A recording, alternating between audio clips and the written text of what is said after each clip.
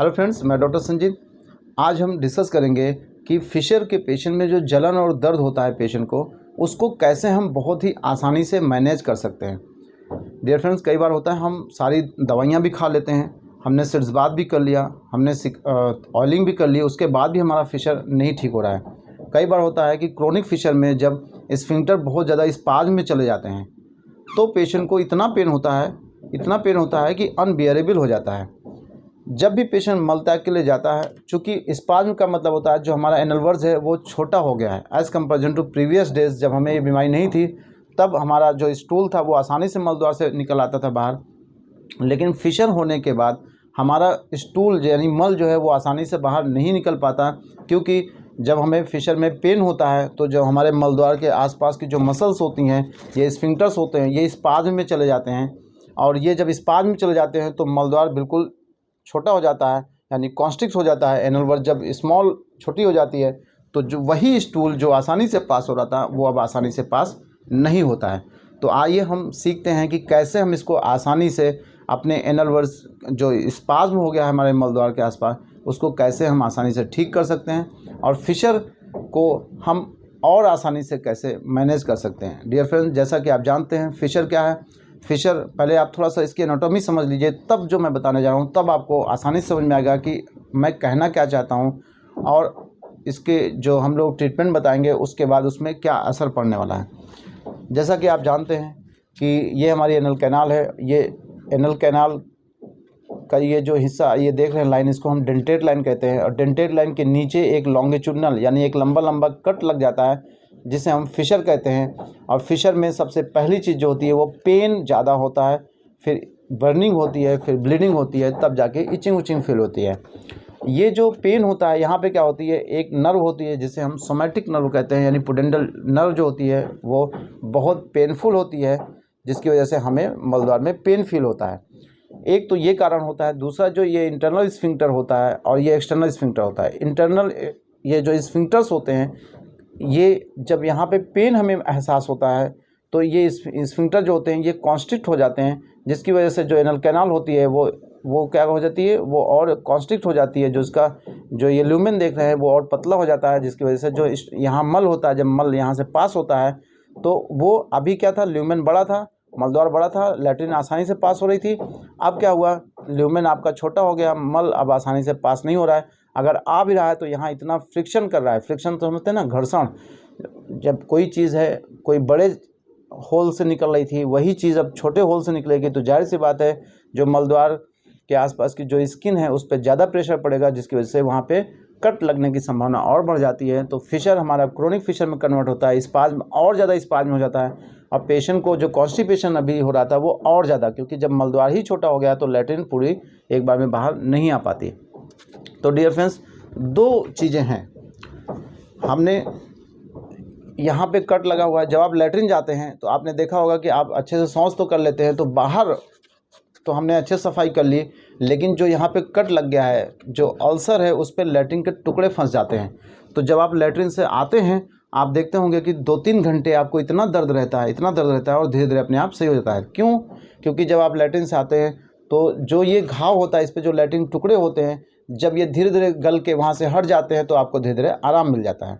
तो ये anal canal है और ये आपको मैं दिखा रहा हूँ कि कैसे टीयर होता है। इतना लंबा कट होता है, जबकि आपको बाहर केवल छोटा सा लगता है कि कट लग गया है।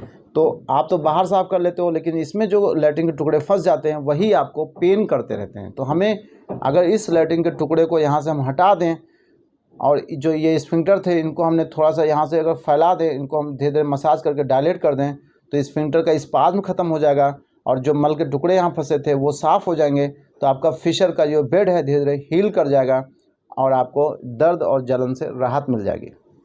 तो इसके लिए आपको क्या करना है, सबसे पहले तो ट्रीटमेंट में पूरा शुरू से बता देता हूँ। सबसे पहले आपको अच्छा खाना खाना है। अच्छा खाना खाने का मतलब है कि पहले खूब फल खाइए, सलाद खूब खाइए, हल्का खाना खाइए, दलिया या खिचड़ी खाइए, और उसके साथ देसी घी अगर आप डाल के खाएंगे तो आपका लैट्रिन जो होगा हार्ड नहीं होगा।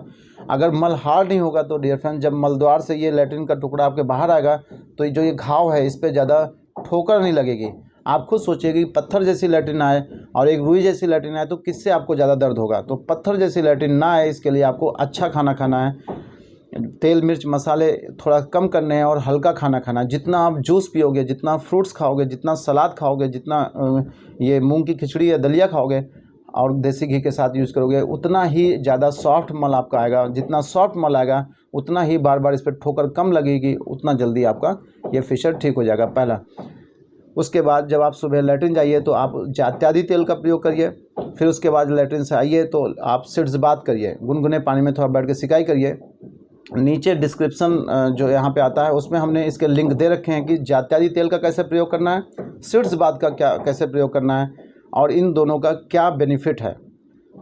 तो आपको क्लियर हो जाएगा कि ये फिशर को हम कैसे ठीक कर सकते हैं। उसके बाद जो भी डॉक्टर्स आपको मेडिसिन अलाउ करें आप उसको खाइए। और लास्ट में एक क्रीम का मसाज, जो आज का हमारा टॉपिक है वो है इस फिशर बेड को क्रीम लगाकर ठीक करना। क्रीम लगाने से क्या फ़ायदे होंगे। सबसे पहले क्या करना है कि जब आप लैट्रिन से आइए, पहले तो तेल डाल के जाइए, लैट्रिन से आइए, सिड्स बात कर लीजिए। उसके बाद भी आप देखेंगे, आप ना विश्वास हो तो एक बार मलद्वार की फ़ोटो क्लिक करके देख लीजिए, आपने अच्छे से भी साफ़ कर लिया होगा, उसके बाद भी मल के टुकड़े मलद्वार के अंदर फंसे मिलेंगे आपको। क्योंकि ऐसा हम लोग रोज़ देखते हैं, लगभग 50% रोज़ देखते हैं, तो 50 में देखते हैं कि मलद्वार के अंदर मल के टुकड़े फंसे रहते हैं और उस भी घाव पे फंसे होते हैं, इसीलिए पेशेंट को दर्द होता है। जैसे ही हम ये क्रीम से मसाज करा देते हैं, यहाँ पे मल के टुकड़े हटा देते हैं, तो आपका ये घाव जल्दी जल्दी हील कर जाता है। तो सबसे पहले क्या करते हैं, आपने देखा होगा कि जो लिडोकेन के नाम से, लॉक्स 2% के नाम से बहुत फेमस एक क्रीम आती है। जब आप यहाँ पे क्रीम आप हल्का सा मलद्वार पे इसे लगाइए, देखिए मैं आपको लगा के दिखा रहा हूँ। जब आप यहाँ पे लगाएंगे और धीरे धीरे उंगली से धीरे धीरे नर्वस पे इसे मसाज करेंगे तो आप देखेगा कि चूँकि जो लिग्नोकेन होती है ये क्या है, ये एक एनेस्थेटिक ड्रग होती है, लोकल एनेस्थीसिया यहाँ पे प्रोवाइड करेगी। जब आप यहाँ पे धीरे धीरे मसाज करोगे घाव पे, तो जो आपको पेन हो रहा था वो धीरे धीरे क्या हो जाएगा, सबसाइड कर जाएगा। जब आपका पेन सबसाइड कर जाएगा तो आप दूसरी क्रीम को आसानी से यहाँ पे लगा सकते हैं, क्योंकि यहाँ पे पेन होता रहेगा तो आप दूसरी क्रीम कभी नहीं लगा पाओगे। तो आप क्या लेना है, लॉक्स 2% जल्दी मार्केट में मिल जाती है, आप जाइए और जो फिंगर है इस पर या तो 1 रुपये वाला बैलून पहन लीजिए, या तो 15-20 रुपये के ग्लव्स आते हैं, आप उसको पहन सकते हैं। फिंगर पर पहनिए और यहाँ पे जल्दी से धीरे धीरे मलद्वार पे मसाज करिए। जब मसाज आप करेंगे जल्दी से तो आप देखेंगे जो मल के टुकड़े मलद्वार के आसपास लगे होते हैं वो धीरे धीरे यहाँ से वॉश आउट हो जाएंगे।